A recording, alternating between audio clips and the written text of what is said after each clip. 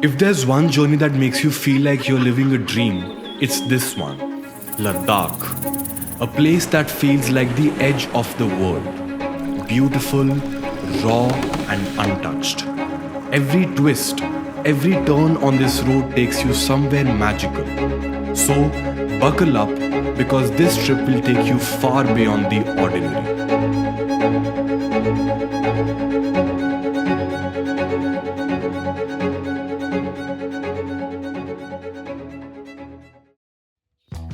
Wake up to fresh mountain breeze and scenic views welcoming you in Manali. After breakfast, we'll gather for a quick briefing and set the tone for the day. It's time to explore Manali at your own pace. Visiting the Hidimba temple, heading to the Buddha monastery and Jogni waterfall for a refreshing break. We begin our journey by passing through the Atal tunnel, an engineering marvel that carves its way through the mountains, connecting the north with the rest of India. Passing through the Baralacha pass, which sits at 4,892 meters above sea level, the journey leads us to the day's highlight, Suraj and Deepak, stunning lakes surrounded by towering mountains. Tonight, we will set up our camp under the clear night sky in Sarchu, whose peace and beauty will leave you speechless. Day 3 gets even more exciting as we now head towards Leh. Passing through the famous Gata loops, Nakila and Lachungla Pass with amazing views. Riding through the vast Mure plains, the open road stretches endlessly in front of us at 4,800 meters, giving you a feeling of freedom like no other. Our final destination for the night is Leh.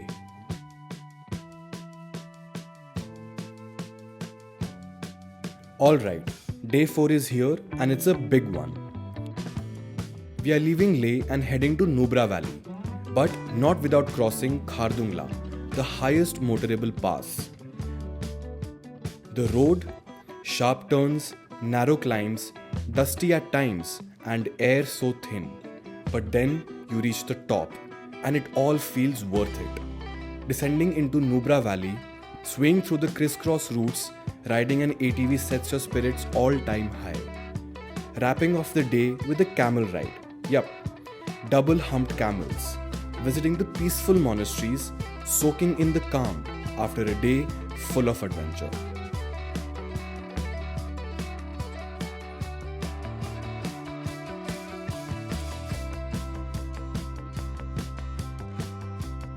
Day 5 takes us on a 160km drive to Pangong Tso.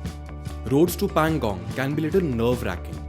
The route takes you through some rugged and dusty landscapes at times, bringing out the true adventurer in you. By only catching the first glimpse of Pangong Tso, you'll realize it's a sight to behold. Noticing the water changing color from green to blue, all thanks to high altitude refraction of sunlight. If you wish, you can get yourself clicked at the famous 3 idiots set here. The day's exhaustion would be high, but in the best way possible. Tonight, we'll set up our camps by the lake and call it a day after a delicious dinner. New day, new adventure. Leaving Pangong and heading to Hanle. Now, if you thought yesterday was rough, guys, buckle up. Today's gonna be even tougher. Dusty, raw. But hey, that's Ladakh for you. It's all part of the adventure, right? Before we reach Hanle, we'll make a quick stop at the Rizangla Memorial to pause, reflect, and pay our deepest respects to the brave soldiers of the Indo-China War. Another day of adventure done right.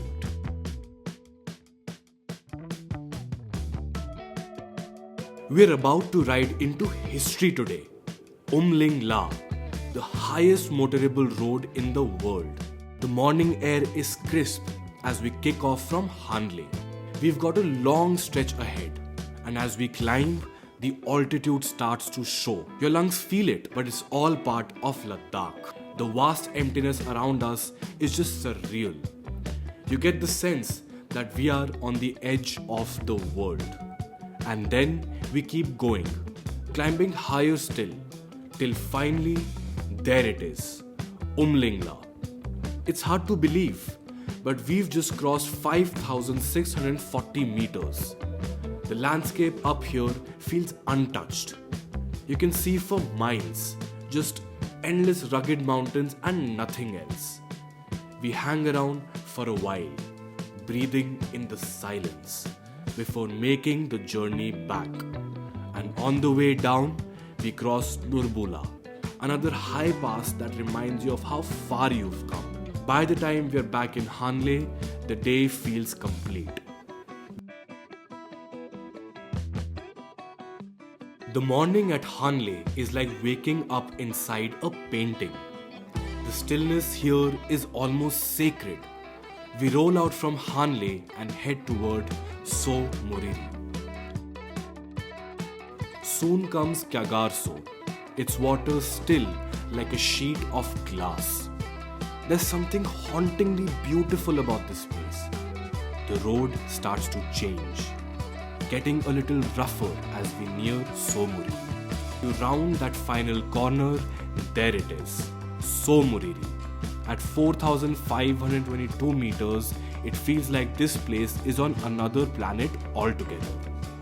The water here isn't just blue, it's a palette of blues and greens, reflecting the sky and the mountains.